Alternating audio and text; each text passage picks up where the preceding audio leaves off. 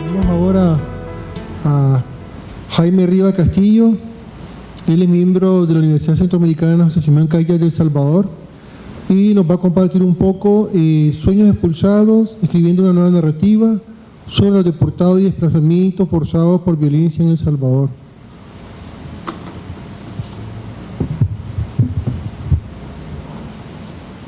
Bueno, muy buenas tardes a todos y todas.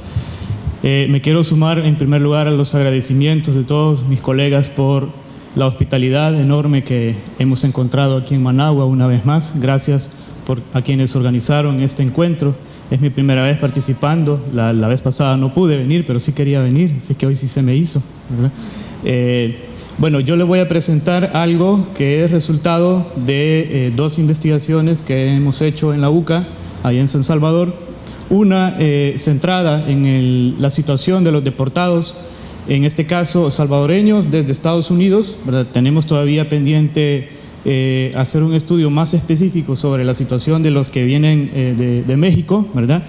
Y la otra investigación que hicimos el año pasado a solicitud del ACNUR y coordinado con OIM sobre la situación de las personas salvadoreñas que tienen que desplazarse de manera forzada por situaciones de violencia e inseguridad desde nuestro país, y algunas de las cuales vienen acá, ¿verdad? Hoy conversábamos con amigos del Comité de Migrantes de Chinandega, ¿verdad? Y nos comentaban de presencia de salvadoreños allá también que han venido pues desplazándose por este motivo.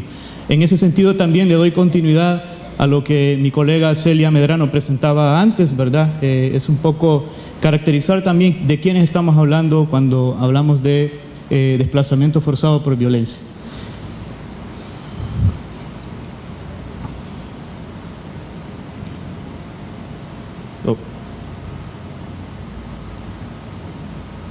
Problemas técnicos.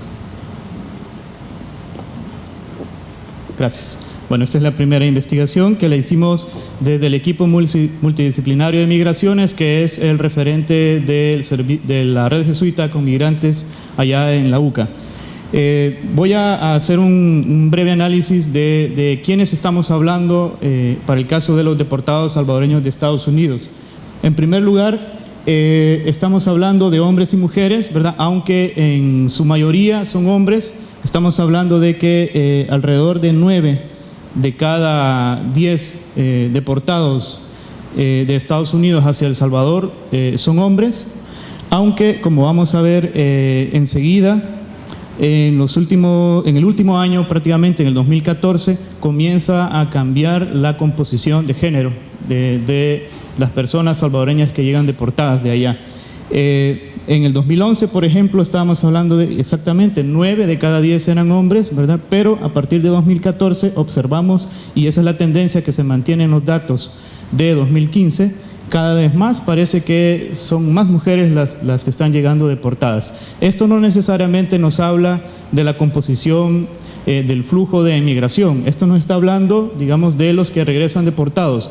Nosotros tenemos estimaciones, creemos que la migración, es decir, la inmigración de salvadoreños y salvadoreñas hacia Estados Unidos y otros países está más equilibrada en términos de hombres y mujeres, ¿verdad? Aunque los deportados sí, pues son muchos más los hombres.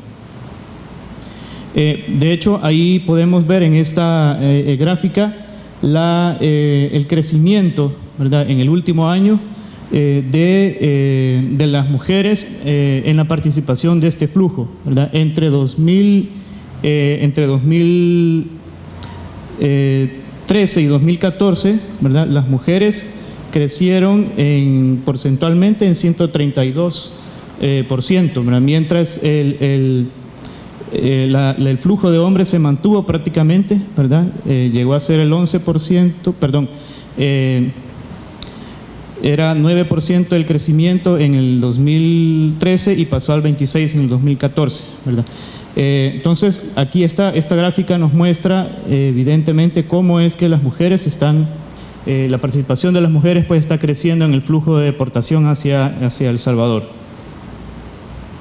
Queríamos saber también quiénes son en cuanto a grupo de edad, y ahí está muy en sintonía de lo que encontraban los compañeros allá en la red de organizaciones que documentaron las agresiones de las que son víctimas los migrantes en su tránsito por México.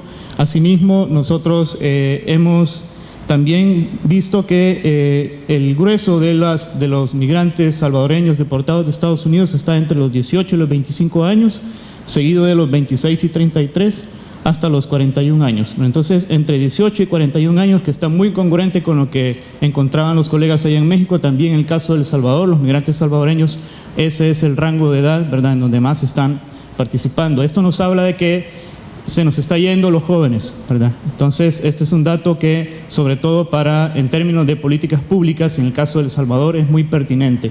Y nos hemos sentado con algunas instituciones del Estado salvadoreño para tratar de tomar acciones en ese sentido. Nuestro país es un país muy pequeño, ¿verdad? Por acá estamos nosotros, ¿verdad?, en Nicaragua.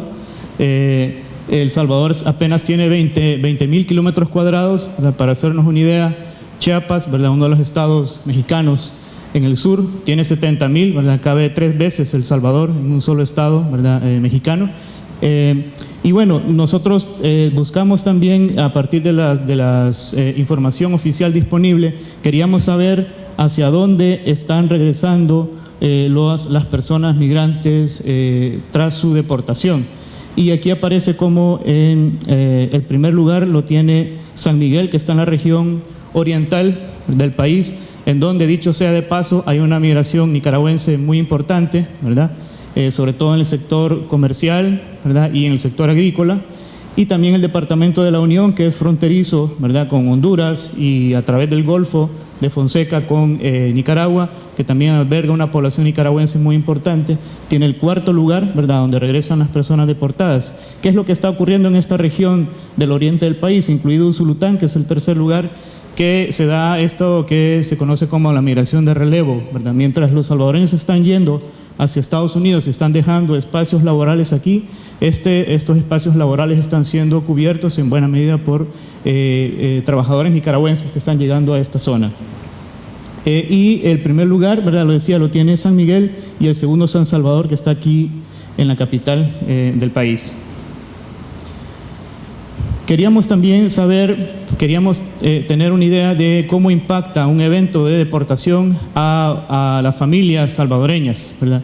Y, por ejemplo, hemos visto que a lo largo de los últimos años son cada vez menos los migrantes que tenían algún tipo de dependiente económico, ya sea aquí en El Salvador como en Estados Unidos. Cada vez son más solteros, o al menos así lo manifiestan, ¿verdad?, las autoridades migratorias, los salvadoreños que están siendo deportados. También queríamos saber el tiempo de residencia en el país desde donde es deportado. Esto es muy importante en términos de el seguimiento a cierto impacto que puede causar una deportación. Y nos hemos dado cuenta cómo entre el 2011 y 2014, cada vez más, en el caso de los migrantes salvadoreños, están siendo deportados al haber sido detenidos tras el cruce de la frontera. Es decir, entre 2011 y 2014 ha habido un cambio en los esfuerzos gubernamentales de Estados Unidos para detener cada vez más y deportar, ¿verdad?, a las personas migrantes que ingresan a este país en situación irregular. Los esfuerzos se han redoblado acá en la frontera misma y ha bajado significativamente la deportación de salvadoreños que ya habían llegado a Estados Unidos y que habían construido algún tipo de arraigo allá. Entonces, esto es muy importante porque esto nos indica también que las violaciones a los derechos humanos de estas personas estarían ocurriendo mucho más en la frontera, ¿verdad?, al cruce de la frontera. Por ejemplo, los testimonios nos decían de los maltratos que reciben los salvadoreños en las famosas hieleras, las que son instalaciones que tiene en Estados Unidos, ¿verdad?, para albergar temporalmente a migrantes que han sido detenidos, pues, en la frontera. También ahí está lo de los grupos de edad, ¿verdad?, solo que en el caso de México, ¿verdad?, entre 2012 y 2014, vemos como el caso de los niños, niñas y adolescentes, igual como lo mostraba nuestro colega de la UNAM hace un rato, cómo fue incrementando, ¿verdad?, el caso de niños, niñas, adolescentes que fueron detenidos en México. Esto es importante también para nosotros, saber qué estaban haciendo los salvadoreños allá en Estados Unidos.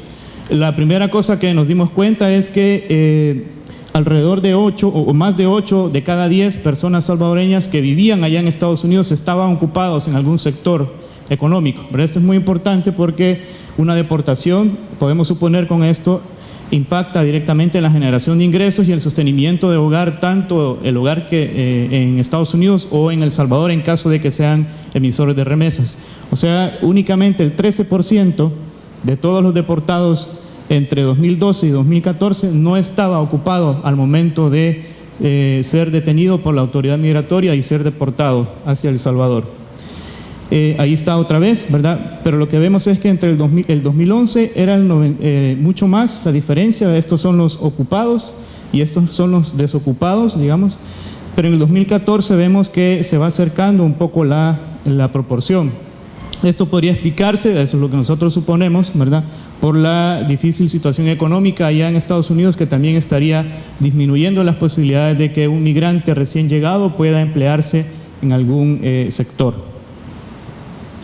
Queríamos saber en qué se ocupan los salvadoreños y vemos cómo el sector construcción, ¿verdad?, es para los salvadoreños en este caso es el más importante, en el que más se están ocupando, seguido de empleados en restaurantes, jardinería, pintura y chef o cocina. Esto es muy importante para nosotros allá en términos de los programas de reinserción laboral, por ejemplo, que agencias como la OIM, ¿verdad?, han estado tratando de implementar en el caso salvadoreño. Con antecedentes criminales, ¿verdad? Esto también es muy importante y desde las organizaciones de la sociedad civil lo es más en términos de construir ese estigma del que nos hablaba María Teresa, ¿verdad? También al regresar a El Salvador, ¿verdad?, lamentablemente los deportados también son considerados como criminales, como delincuentes, y lo que nos están mostrando las cifras es que únicamente, ¿verdad?, para hacerse una idea, en el 2014, ¿verdad?, vean cómo es mucho mayor el porcentaje de las personas que no tenían ningún tipo de antecedente criminal en Estados Unidos. Estamos hablando de alrededor del 70-75% de estas personas que llegaron deportados no tenían ningún problema con la justicia. El único problema, ¿verdad?, fue haber cruzado sin ningún documento hacia Estados Unidos. Esto en cuanto a la situación de los deportados. Ahora quisiera dialogar con lo que había presentado Celia, ¿verdad?, en la mañana, y retomar algunos puntos a destacar de este diagnóstico que hicimos a solicitud del ACNUR, como para conocer un poco más de quiénes estamos hablando cuando hablamos de personas desplazadas por razones de violencia e inseguridad en El Salvador. Aquí, por ejemplo, el primer dato que nos salta es que lamentablemente la información de la cual disponemos, la información oficial, como en el caso de México, el Instituto Nacional de Migración, para nosotros es la Dirección General de Migración y Extranjería, ¿verdad?, DGME, solo presenta 4 causas o razones por las que emigra la gente, les pregunta cuando llegan deportados. La primera sigue siendo los factores económicos, ¿verdad? La gente menciona la primera causa, ¿verdad? Sabemos nosotros que no siempre es pura la causa, ¿verdad?, siempre se combinan, ¿verdad? El segundo viene siendo la reunificación familiar y el tercero la inseguridad. Lo que queremos mostrar aquí es cómo en el 2013 comenzó a haber un cambio que ya se ve claro en el 2014, en donde por primera vez la inseguridad desplaza a la reunificación familiar como segundo gran motivo de migración de los salvadoreños. Y esto es algo que se desprende de las mismas estadísticas oficiales. Un poco lo que decía Celia temprano, ¿verdad? Aquí entra en contradicción el mismo discurso oficial con la agencia estatal que genera las estadísticas. Lo que pasa es que no lo dicen públicamente, ¿verdad? Pero aunque es bastante la diferencia entre los salvadoreños que dicen que se fueron por situación económica o factores económicos, entre aquellos que mencionan que se fueron por violencia, inseguridad o por reunificación familiar, ¿verdad?, es bastante grande la diferencia, pero por primera vez las estadísticas oficiales nos dicen que la violencia es causa mayor que la reunificación familiar para explicando la migración de los salvadoreños. Aquí está, lo que hicimos fue un ejercicio de analizar los primeros 3 meses del año para ver esta tendencia, y notamos cómo justamente en los primeros 3 meses de 2014 cambia, ¿verdad?, mucho el tema de la inseguridad. Si antes en los primeros 3 meses de 2012 y 2013 apenas era el 4.5% y el 3.4% de las personas que manifestaba que se iba por violencia, en el 2014 pasó al 10.8%. Y al cierre de este año, de 2014, el porcentaje llegó a cerca del 12%. O sea, está creciendo, las mismas estadísticas nos lo dicen, la participación de la violencia y la inseguridad como motivo que explica la migración de los salvadoreños. Me voy a saltar algunas, solo muy brevemente. Son los principales 10 municipios del país a donde están, de donde salen, ¿verdad?, las personas que tuvieron que irse por violencia e inseguridad. Vemos cómo una mayoría de ellos se encuentra en la región central: San Salvador, La Libertad, San Salvador únicamente La Unión, San Miguel y Chalatenango estarían no en la región central, pero esto también ha sido para nosotros importante en términos de dialogar con las autoridades de estos municipios a nivel local. Dicho sea de paso, si en el gobierno central hay una seria resistencia para aceptar este tema, en los gobiernos municipales ni siquiera lo están considerando dentro de sus agendas. Entonces hay un tremendo desafío para la academia y la sociedad civil en este tema. Ahí está un poco en el mapa, ¿verdad?, dónde están esos municipios. Como ven, la región central donde más se concentra, y acá un poquito en la frontera, ¿verdad?, más cerca de aquí de Nicaragua, ¿verdad?, allá en La Unión, San Miguel y en este caso Santa Ana. Ahí están los municipios más violentos, ¿verdad?, del país. De nuevo, la región central es la que concentra los municipios más violentos, ¿verdad?, las tasas de homicidio más altas. Ahí fallamos un poquito con el color. El color rojo siempre nos dice algo, ¿verdad?, en términos, bueno, se asocia a la sangre, etc. Aquí es al revés. Chalatenango y Morazán son los departamentos donde menos homicidios hay, ¿verdad? Entonces ahí nos falló un poquito. Son los verdecitos son donde más hay, ¿verdad? San Salvador, La Libertad, Sonsonate, Santa Ana, ¿verdad? Esto era importante para el ACNUR también y para OIM para ir territorializando el fenómeno. Luego paso a la parte cualitativa, ya con esto voy a ir terminando, ¿verdad? Les quiero leer este testimonio porque creo que refleja mucho, dicho en salvadoreño, ¿verdad?, cómo es que afecta a esta situación. Nos dice este amigo, nos decía: yo denuncia no puse porque la verdad uno se fija cómo funcionan las cosas aquí. Incluso de alguna manera la policía y el ejército ayudan bastante, pero como que no sé, pues la policía brinda seguridad, pero por un momento. Pero ellos no todo el tiempo van a estar ahí. Cuando una persona huye del país por situación de violencia e inseguridad, el Estado a veces se da cuenta solo hasta que llega deportado. Y una vez que llega deportado, la persona no tiene ningún tipo de apoyo de alguna institución del Estado para que le garantice su seguridad a sus comunidades. Entonces, ¿qué es lo que hace la gente? Imaginémonos. Ese mismo día, si llega de México, por ejemplo, ese mismo día retornan hacia México, hacia Guatemala, hacia México, porque no pueden regresar a sus lugares de origen. Me voy a saltar esta parte, quizás sobre el Estado. Y esto último que lo hicimos indagando un poco, en este caso, la situación de México. La Comisión Mexicana de Ayuda a Refugiados, que es la instancia del Estado mexicano que procesa las solicitudes de reconocimiento de refugiados de personas que se desplazan, entre otros motivos, por violencia e inseguridad. Hicimos algunas entrevistas en Tapachula, ¿verdad?, y veíamos cómo los solicitantes del reconocimiento como refugiados salvadoreños son disuadidos por las mismas autoridades de la Comar o del Instituto Nacional de Migración, advirtiéndoles que son procesos largos y que mejor se regrese a su país y que a lo mejor tome otros canales porque México no está brindando ningún tipo de acogida a estas personas. Entonces, la misma autoridad mexicana que debería de ayudar, y aquí la pregunta que le hacían a Celia, si estaban los países de América Latina preparados, ¿verdad?, para recibir, yo creo que no, ¿verdad? Y en el caso de México nos lo muestra cómo la institucionalidad no está preparada, digamos, o no tiene la voluntad más bien política de recibir a las personas que están yendo allá. Les suelen decir que el tiempo es muy largo, ¿verdad?, que se resuelven muy pocos casos de manera favorable. O sea, en principio las personas son advertidas por la misma autoridad migratoria que desista, ¿verdad?, de su solicitud. Y lo otro es que el funcionario de la Comar, ¿verdad?, se posiciona frente a la persona que está solicitando casi como un acusador, ¿verdad? Tiene que mostrar de una manera evidente, fehaciente, ¿verdad? Con pruebas contundentes, cuando a veces la gente tiene que irse a la carrera y no puede documentar ninguna prueba, y ahí está una de las tareas que la sociedad civil puede apoyar también.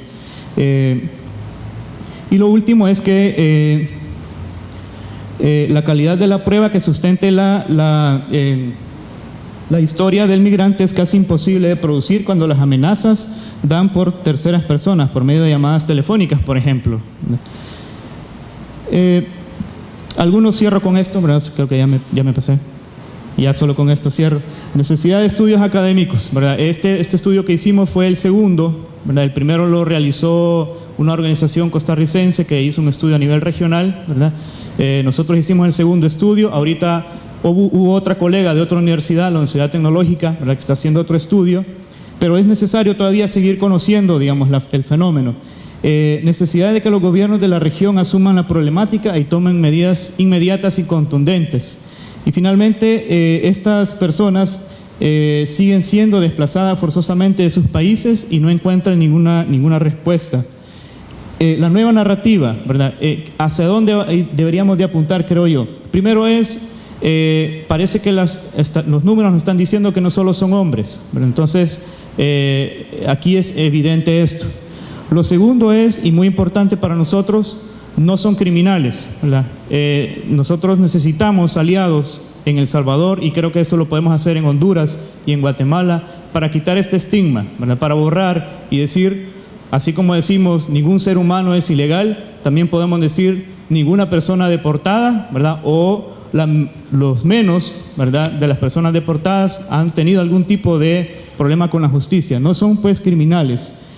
La otra es, no sé si esto que salió en la mañana, no sé si deberemos seguir hablando de migrantes. Tal vez yo creería que el caso de los deportados también son desplazados de manera forzada, ¿verdad? Solo que en sentido inverso. Entonces, la categoría de desplazados, ¿verdad?, es algo que debemos trabajar desde la academia. Lo que mencionaba también María Teresa, tal vez no solo ver a las personas migrantes como meras víctimas, ¿verdad?, también reconocer la capacidad de agencia de las personas, la capacidad de transformar sus entornos, el papel del Estado, que hay que revisarlo, ¿verdad?, el papel obviamente de la prensa como reproductora ciega a veces de estos estigmas, el papel de la sociedad civil y el papel de la academia. Muchas gracias.